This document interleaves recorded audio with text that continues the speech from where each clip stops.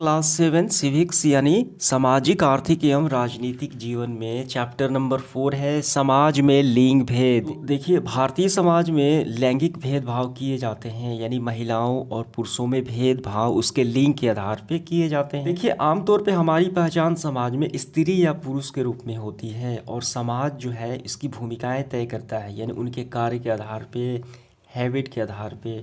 ठीक है, जैसे जिसके बाल लंबे हो तो समाज उसको लड़की कहता है यानी लड़कियों के ही सिर्फ लंबे बाल हो सकते हैं। जो पेड़ पर चढ़ जाए उसे लड़का कहा जाता है, जो जेवर पहने वो लड़की है, जो ताकतवर है वो लड़का है, जो शर्माए वो लड़की है, वगैरह वगैरह सब।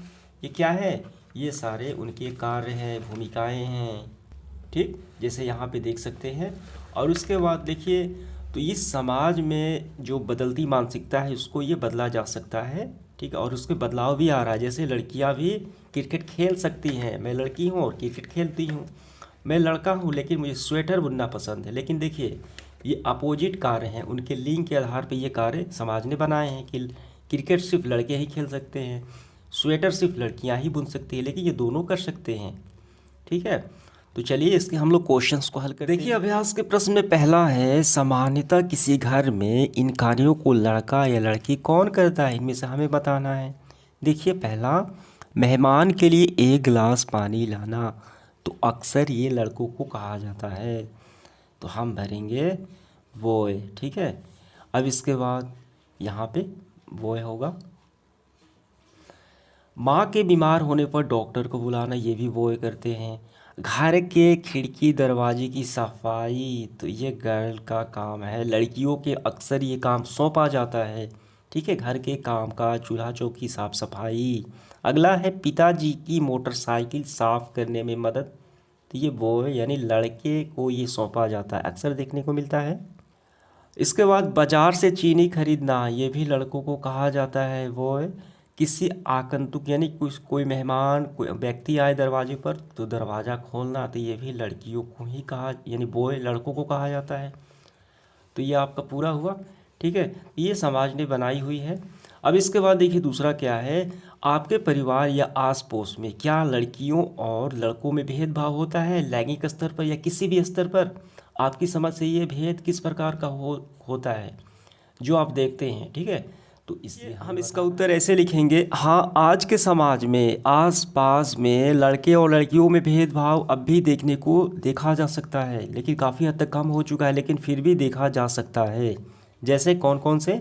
लड़के के पहनावे, पढ़ाई, खेल कूद पर लड़कियों की अपेक्षा ज़्यादा ध्यान दिया जाता है, यानी लड़कों को अच्छे पहनावे पहनाए जाते हैं, उनको अच्छे विद्यालय में भेजा जाता है, और वहीं घर पे शिक्षक बुलाए जाते हैं सिर्फ लड़कों को पढ़ाने के लिए। खेल कूद पर विशेष ध्यान दिया जाता है लड़कियों की तुलना में। ठीक है, ये देखने को मिलता है।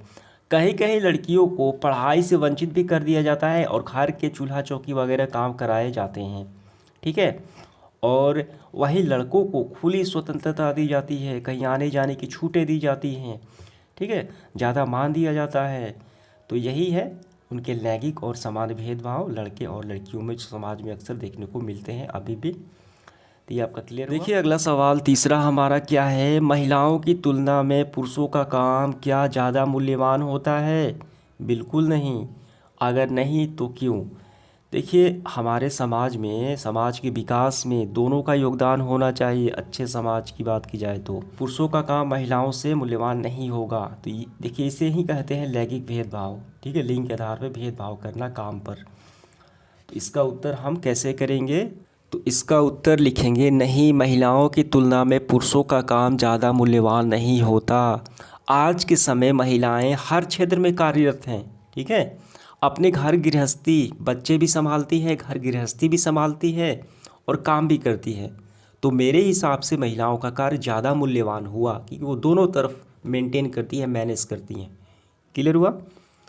अब इसके बाद देखिए अगला सवाल चौथा, घरेलू मजदूरी करने वाली महिलाओं से बातचीत कर उनके कार्य का विवरण बताना है, काम के घंटे बताना है, समस्याएं और मजदूरी। ये 4 बिंदु पर हमें सूची तैयार करना है। किस पर? घरेलू मजदूरी करने वाली महिलाओं से बातचीत कर। देखिए यहाँ पे गौर कीजिए, घरेलू महिलाओं की जब बात आती है तो किसे कहा जाता है? जो बहुत से घरों में जाकर क्या करती हैं?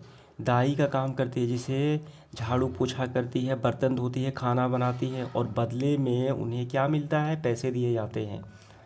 तो देखिए इनके काम का कोई ज़्यादा महत्व नहीं दिया जाता, क्योंकि इनके काम क्या होते हैं? अपमानजनक वाले कार्य होते हैं। सम्मानजनक दृष्टि से नहीं देखा जाता है कि छोटे ये काम करती हैं, इनको तो छोटे नज़रिए से लोग इसे देखते हैं। ठीक है, इसका उत्तर हम लिखेंगे। देखिए घरेलू महिलाओं के कार्य, हमें कार्य पे पहला बिंदु हो गया। विभिन्न घरों में जाकर बर्तन मांजना, खाना बनाना, झाड़ू पोछे करना। ठीक है, और कब करती हैं? तो सुबह या शाम, सुबह और शाम के ही कार्य करती हैं। ये काम के घंटे हो गए। समस्याएं क्या होती हैं? छोटी सी गलती पर काम से बाहर निकाल देते हैं, भेदभाव, अभद्रतापूर्वक व्यवहार करते हैं, कम वेतन मिलते हैं। देखिए वेतन के बारे में बताना है, कम वेतन भी दिया जाता है, अपमानजनक कार्य तथा कोई कानूनी सुरक्षा नहीं होती। ठीक, तो ये सारे हमको लिखने हैं समस्याएं। अब इसके बाद देखिए पांचवा सवाल, अगर आपकी माँ घर का काम 2 दिनों के लिए सौंप दे तो क्या उन कार्यों को करने में क्या समस्याएं उत्पन्न हो सकती हैं?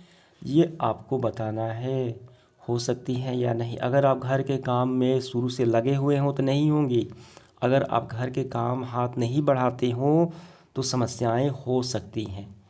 ठीक, क्योंकि लैंगिक आधार पे समाज ने काम बांट रखा है। घर के काम चूल्हा चौकी लड़की करेगी और बाहर के काम लड़के करेंगे।